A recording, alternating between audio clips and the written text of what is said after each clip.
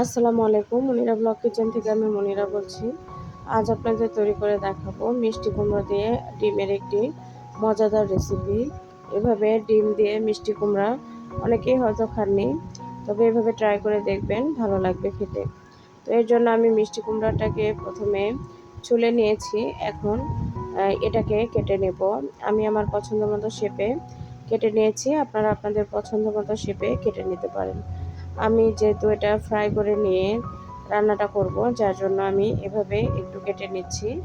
দেখতেই পাচ্ছেন, এই যে এভাবে সম্পূর্ণটা কেটে নেব। তো মিষ্টি কুমড়া দিয়ে ডিম দিয়ে এরকম রেসিপি খেতে কিন্তু অনেক ভালো লাগে। সবসময় মাছ মাংস খেতে ভালো যখন লাগে না, তখন দেখবেন এরকম বিভিন্ন সবজি বা শাক দিয়ে ডিম দিয়ে রান্না করে খেয়ে দেখবেন, অসাধারণ লাগে খেতে। তো এখন যে জিনিসপত্রের দাম, তো মধ্যবিত্ত পরিবারের এগুলো দিয়ে কিন্তু অনায়াসে 2 বেলা চলে যাবে। তো এখন এই যে দেখুন, এখানে লবণ, হলুদ, মরিচের গুঁড়া নিয়েছি আর ডিমগুলোকে সেদ্ধ করে এভাবে মাঝখানে ফালি করে নিয়েছি। আপনারা চাইলে আস্তেও রাখতে পারেন ডিম, কোনো সমস্যা নেই। আমি এভাবে ফালি করে নিয়েছি। আর কুসুমগুলো একটু সাবধানে লবণ মরিচ মেখে নিয়ে এই যে তেলের মধ্যে দিয়ে দিয়েছি। প্রথমে উপর পাশটা এভাবে দিয়ে নিতে হবে, এতে করে ডিমের কুসুমটা সুন্দর মতো সেট হবে। তবে সবগুলো তো আর সেট হবে না, দেখবেন 2-1টা আলাদা হয়ে যাবে। তো সমস্যা নেই, যেহেতু আপনারা নিজেরাই খাবেন, সেক্ষেত্রে ডিমের কুসুম আলাদা হলেও কোনো সমস্যা নেই। তো এখন এই যে এগুলোকে আমি উল্টে পাল্টে 2 পাশে সুন্দর করে ভেজে নেব। যত ভালোভাবে ভেজে নিতে পারবেন, তরকারির টেস্টটা কিন্তু তত ভালো লাগবে খেতে।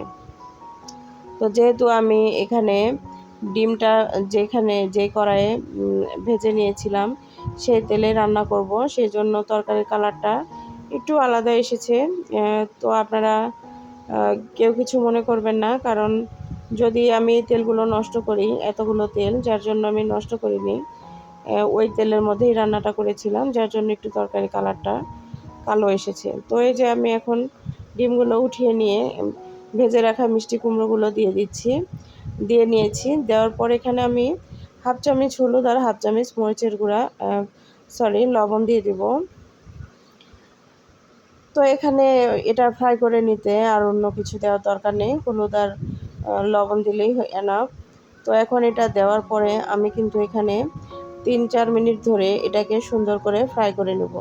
যতক্ষণ পর্যন্ত না একটা সুন্দর কালার চলে আসবে, ততক্ষণ পর্যন্ত কিন্তু আমার এটাকে এভাবে নেড়েচেড়ে ফ্রাই করে নিতে হবে।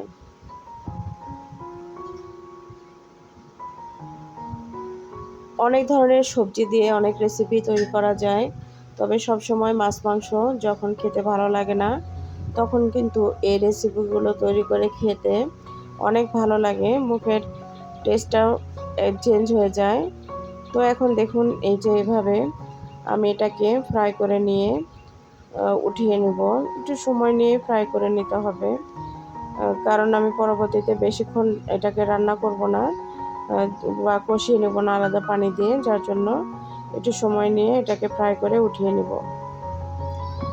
এখন আমি ওই কড়াইটার মধ্যেই রান্না করব। একটু তেল দিয়েছি আরও, দিয়ে এখন এখানে দেখুন আমি পেঁয়াজ দিয়ে দিলাম 1 মুঠ পরিমাণ, আর এখানে 8-10টা কাঁচামরিচ ফালি করে দিয়েছি। এখানে মরিচের পরিমাণটা আপনাদের টেস্ট বুঝে ব্যবহার করবেন। যারা বেশি মরিচ ঝাল খেতে পছন্দ করেন না, মরিচ এখানে কম ব্যবহার করবেন। তবে এখন আমি এখানে লবণ দিয়ে দিলাম, এতে করে দ্রুত পেঁয়াজটা সফট হয়ে যাবে। তো পেঁয়াজটাকে কিন্তু এইভাবে সফট করে নিতে হবে। নেওয়ার পরে যে আমার একটু বেশি ভাজা হয়ে গেল, একটু সময় কাজ করছিলাম, যার জন্য।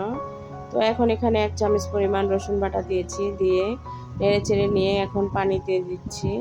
এখানে রসুন বাটাটা অবশ্যই ব্যবহার করার চেষ্টা করবেন।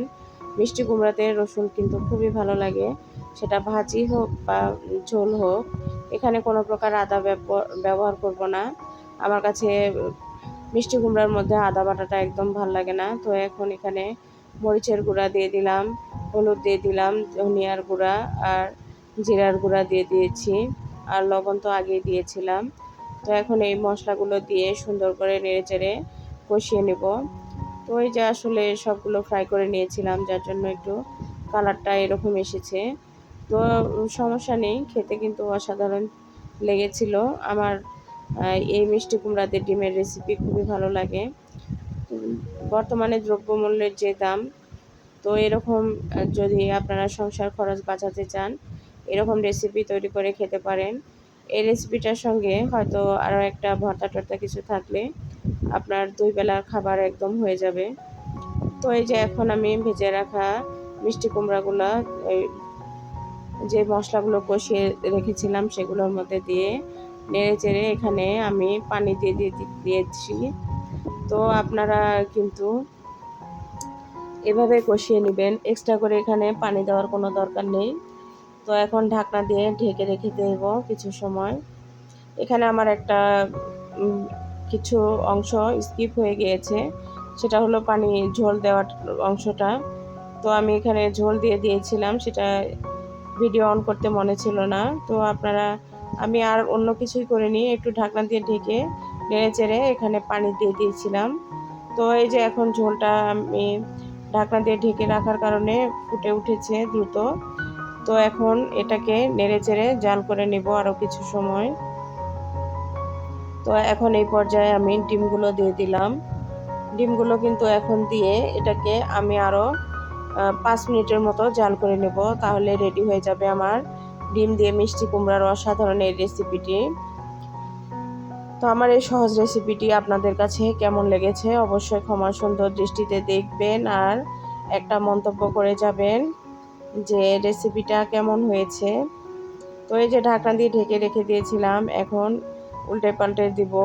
এই যে ডিমের কুসুমগুলো আলাদা হয়ে যাবে ডিম থেকে, আবার কোনোটা আস্ত থাকবে, এরকমই হবে। তো এটা কোনো ব্যাপার না, নিজেরা খেলে কুসুম আলাদা হলে আর কি সমস্যা।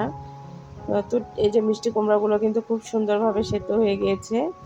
এখন ঢাকনা দিয়ে ঢেকে আরও 5 মিনিট জাল করে নেব, তাহলে রেডি হয়ে যাবে আমার মিষ্টি কুমড়ার এই সুস্বাদু রেসিপিটি। তো একবার যারা এটা খেয়েছে তারা কিন্তু ভুলতে পারবে না এই টেস্টটা, কত মজা লাগে খেতে।